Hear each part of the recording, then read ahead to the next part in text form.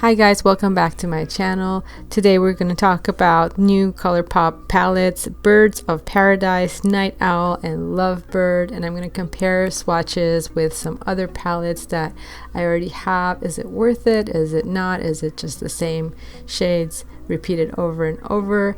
We'll talk about that, but first make sure you're subscribed to be entered in monthly giveaways, and I'll leave the details down below if you're interested. Alright, so before we talk about the Birds of Paradise palette, Colourpop Orange You Glad palette was released a couple months ago, $12. Rearrange the shades, flip them around. What do you get? The Colourpop Baby Got Peach palette, a little bit lighter, a little bit darker, but essentially the swatches turn out to be pretty much the same. So today we're talking about the Birds of Paradise palette, I know, but I just want to make sure that you know the swatches between their previous orange palettes and even the Sweet Talk palette that was released a couple months before that, around about the same price per pan. Those swatches pretty much looked very similar. So I just wanted to say that before we talk about the new Birds of Paradise palette. So I'll go ahead and move in with the swatches. The first color is called So Fly.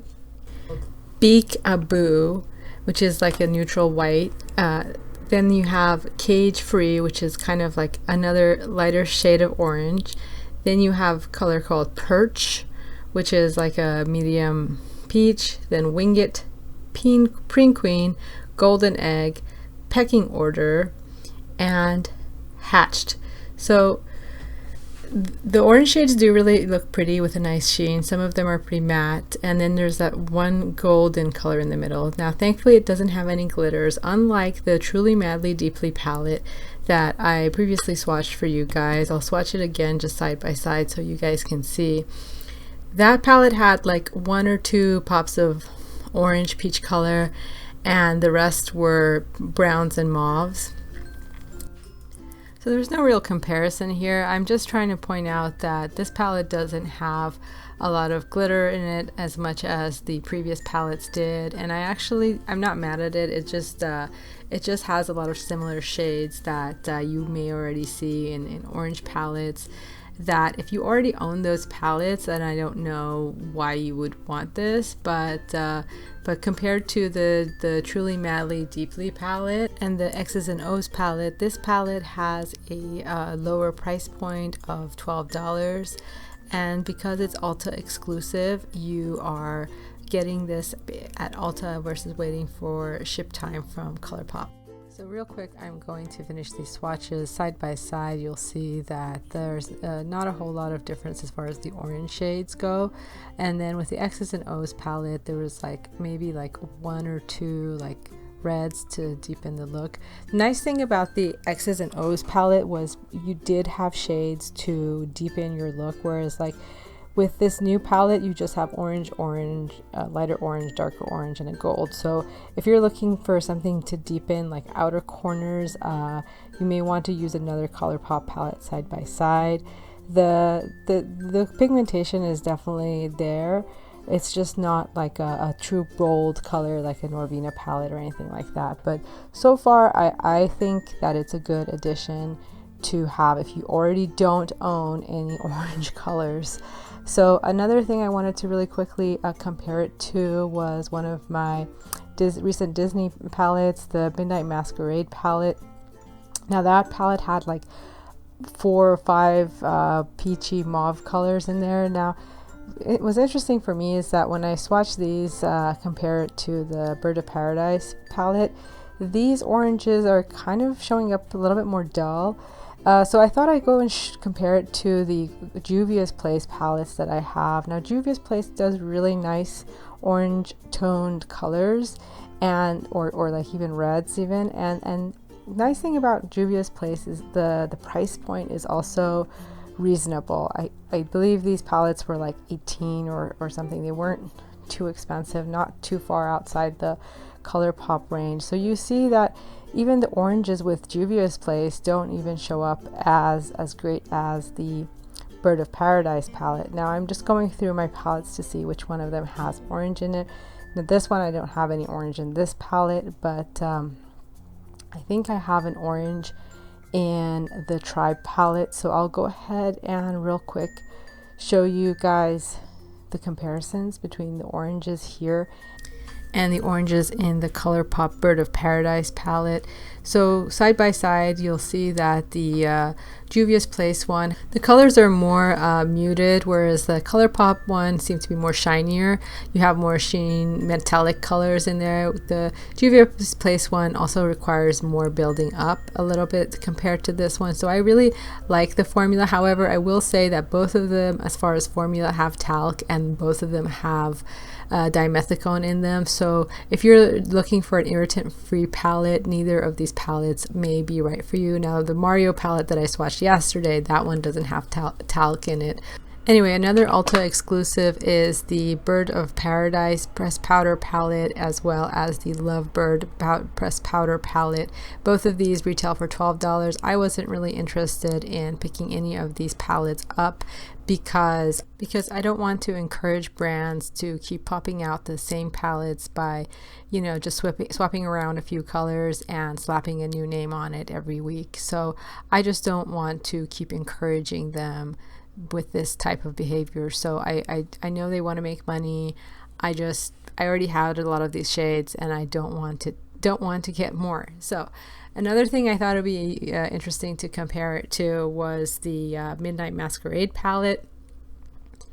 There was not a huge difference with it, other than noticing that the Midnight Masquerade palette, like I said, was the colors were a little bit more dull. Like the orange colors were not as intense as the Bird of Paradise palette. I also went and looked into my other Colourpop palette that I had, the Misunderstood, and I couldn't really find any true dupes for it there. So instead of just looking within Colourpop, I decided to compare ABH's Norvina Volume 3. Now that palette is known for the amount of oranges it has, and I wanted to just compare them side by side and see if you already own the Volume 3 and you've spent $65, or maybe you're winning one in a giveaway, whether, you know, this is worth having if you already own ABH.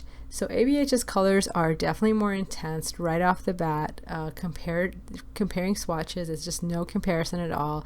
ABH looks a lot more neon and a lot more intense. These are not ABH. I know it has pressed pigment in there, so it's not like a pressed powder, but even the color intensity, it's just, the difference is just very dramatic. So I would say that if you already own ABH Norvina Volume 3, then you don't want to spend that $12 to get that mini Bird of Paradise palette, unless you're just looking for something travel size, which in that case, then I think it's fine. Or if, you know, you already don't own an ABH palette, I think that Colourpop palette would be a good palette to have if you want orange shades.